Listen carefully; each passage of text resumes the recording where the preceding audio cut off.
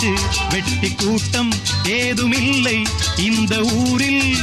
கள்ளம் கபடம் வஞ்சகமின்றி கண்ணியமாக ஒற்றுமை உணர்வுடன் வாழும் சிங்கப்பூர். அக்கரை சீமை அழகினிலே மனமாட கண்டேனே, புதுமையிலே மயங்குகிறேன்.